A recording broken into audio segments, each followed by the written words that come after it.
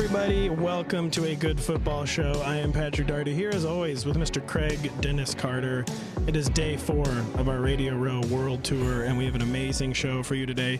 Robert Mays from The Athletic will be joining us right off the top before we welcome in PointsBet's head trader, Jay Croucher, and then the Denver Broncos' Noah Fant.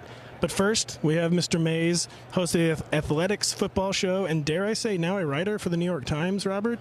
I guess that's sort of true. It's good to know that Noah Fant will be the second best athlete on this show after the 6:040 that I posted yesterday. Oh, okay. Yeah. Well, we're all in line. That means we were 5'9". Pat was a little slow on the stopwatch, but that's neither here nor there. I ran one barefoot, so I feel like 6'0 is that's pretty good. That's different. Yeah. You adjust that for the barefoot, and it's like 5'5". I'd say that's 4'8". 4'8 if I ran with shoes on.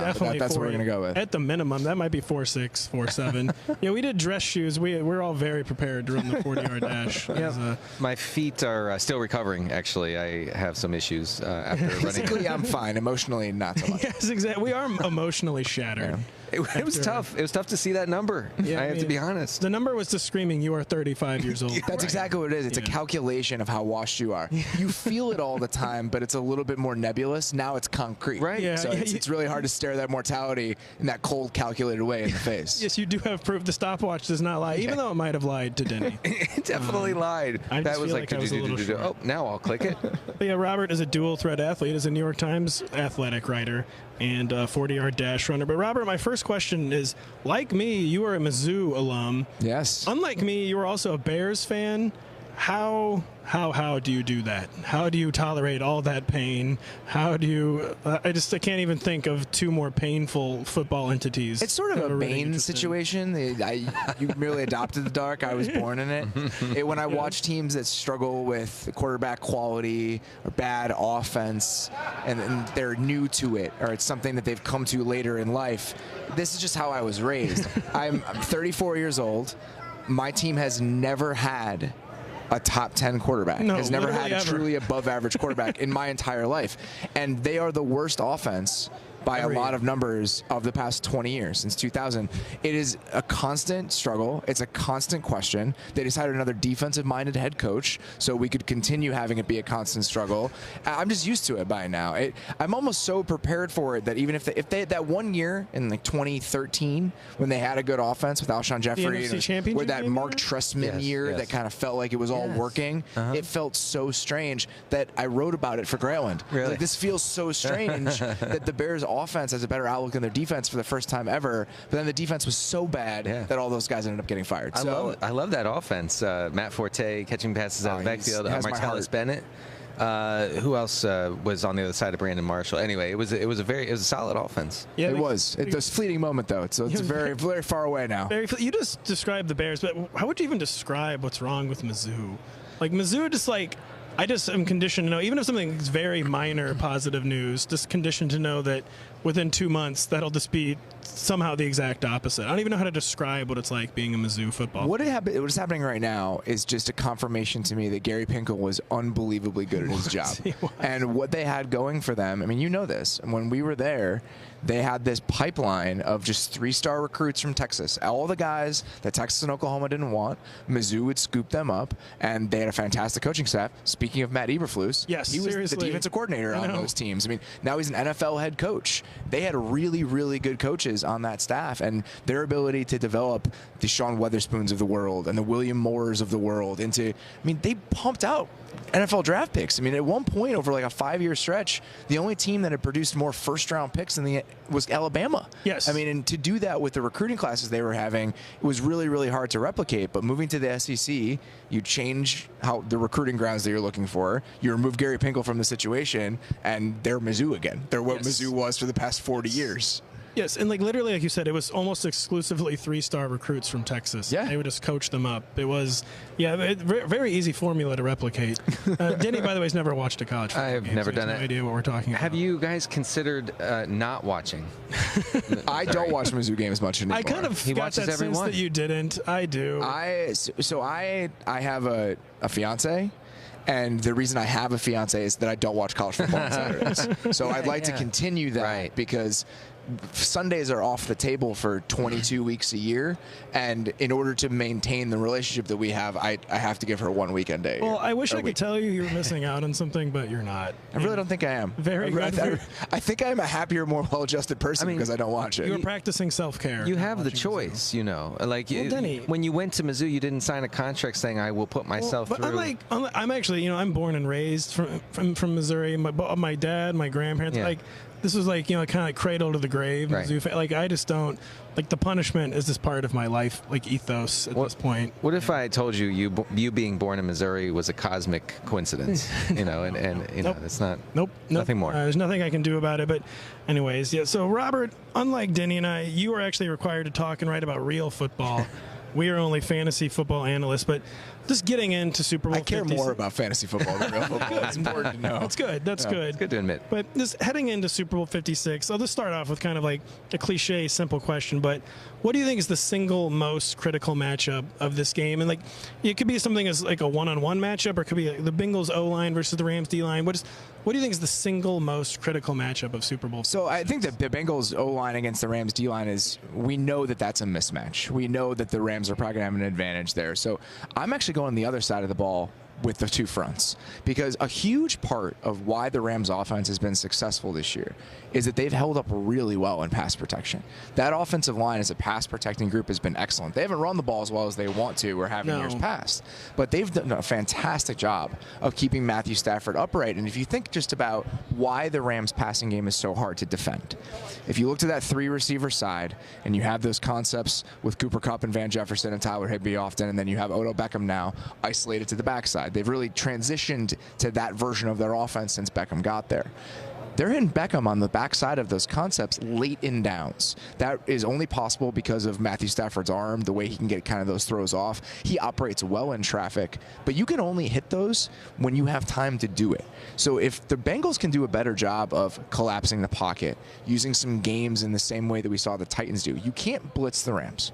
They absolutely flame teams that blitz them. I mean, Matthew Stafford, I believe, had more EPA total against the blitz in the 2021 season than any quarterback in a single season since 2016. Really? And that's how good they were. So in order to pressure them, you need to rush with 4, but can you do it in interesting ways? So I want to see how many twists do we see? How many simulated pressures do we see? And if the Rams offensive line holds up in this game, I think that they win, and I think they win by a lot.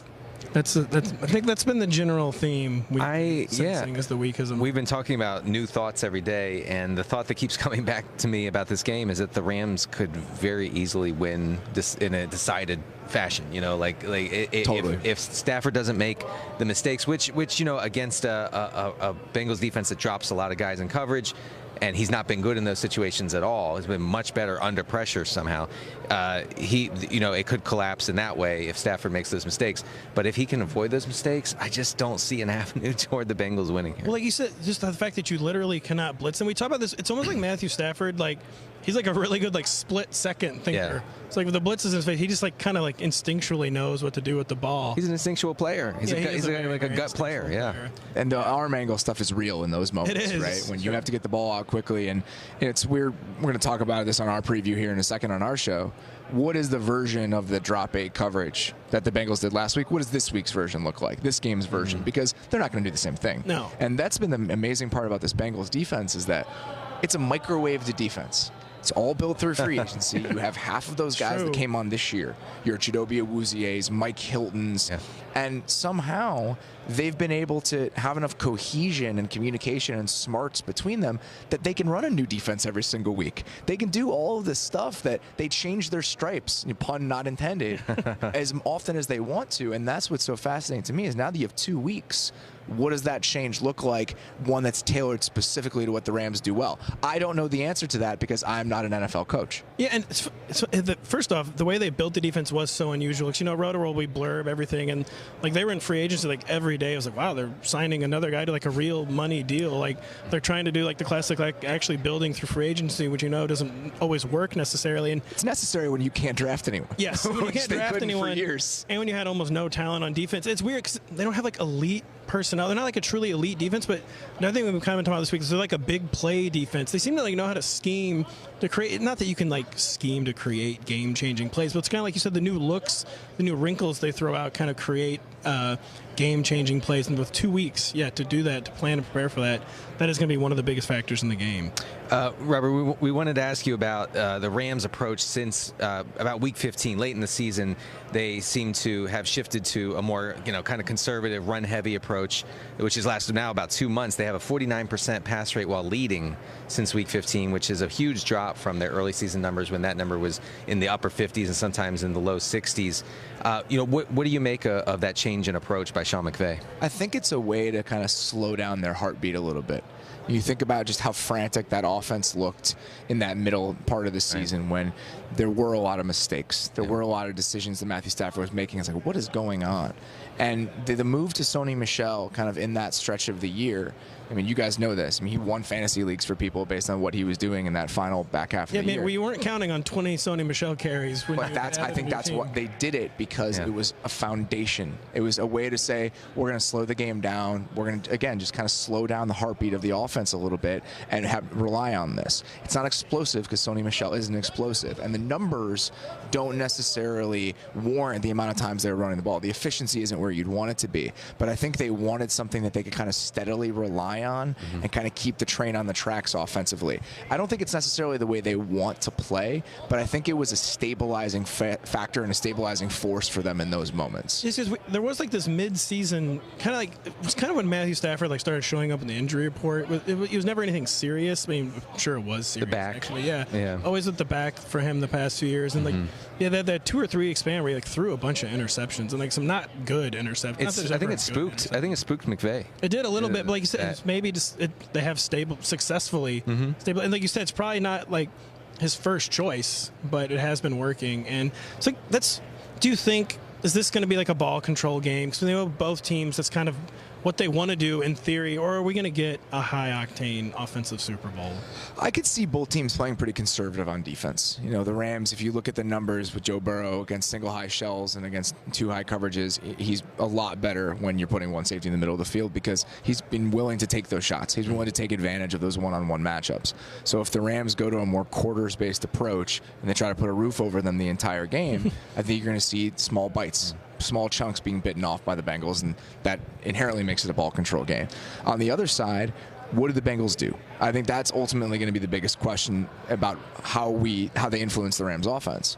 Are they going to do some more of that drop 8 stuff? Are they going to play with really, really light boxes and dare the Rams to run the ball? There's a version of this game where I think we don't see a ton of big plays because the defenses are tailored entirely to slow those things down because you're playing into the other team's hands. And I think we might see that. I mean, I wouldn't be surprised at all if it was a 24-13 type game. That wouldn't shock me. I know, and none of us are gambling first type people, but I have been thinking this week, the over-under has been usually around 48.5. I'm it's kind of have a hard time. The under's looking good. That happening. The under seems good, and even the first quarter under, the first half under, those look even better when you consider it could be a really slow start in a hostile environment for the Bengals. And the Bengals. Hold on, I mean, let's be real. I don't know. It's not even a hostile environment when it's not. I think it might be a hostile environment for the Rams. Yeah. Wait a second. The Cincinnati fans, as good as they are, they're not traveling like Steelers. They're not traveling, but these aren't the real fans getting the tickets here, Denny. I mean, this is it's people like you, spending $20,000 on a ticket. And, yeah, you know me. Yeah, drinking coffee. You're not going to have a beer at the Super Bowl. But the Bengals have really struggled in the first quarter of games. Anyway, I just want to throw that out there. Well, so Robert, you talked about maybe the Bengals trying to dare the Rams to run. The Rams have been playing so many light boxes.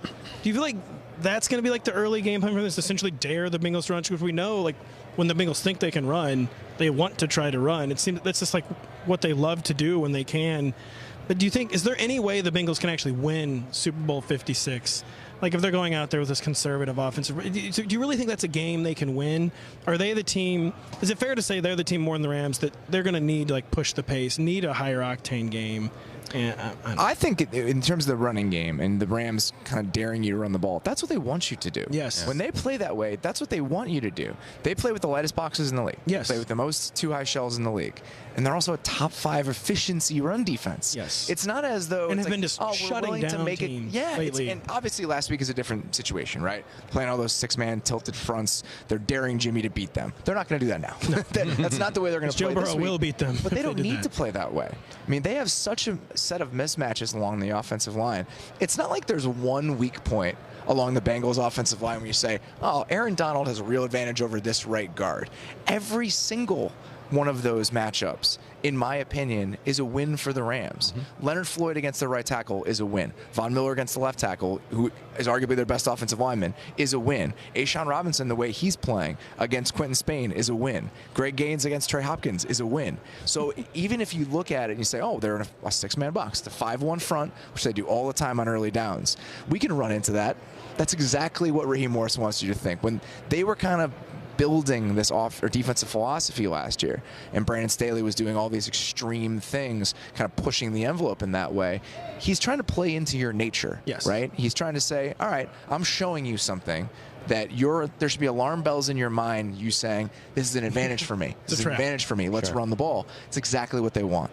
They would so much rather have you try to bite off little 5-yard chunks over and over and over again than push the ball down the field. Because if you don't create explosive plays in the NFL, you're not going to win. And so it all plays into each other. I'm sorry to interrupt, but I feel what you just said, I feel like Zach Taylor has no chance of not buying into that. You know, like he's going to fall for it. I just feel like that's a guarantee at this point. Yeah, it just doesn't seem like, even if they do somehow like take advantage, like I just don't feel like 120-yard Joe Mixon games like even that big of a deal. But like Zach Taylor's going to be good with like 4- and 5-yard mix and runs. Oh, here we go. This is what we're doing. I don't know if you're getting 4 and 5 yards though. If they run the ball the way they did against the Chiefs, and you're sitting there looking at 2nd and 7 all game, it's over. Right. It's over. Right. Against this team, it's over. The Chiefs' pass rush is pretty good.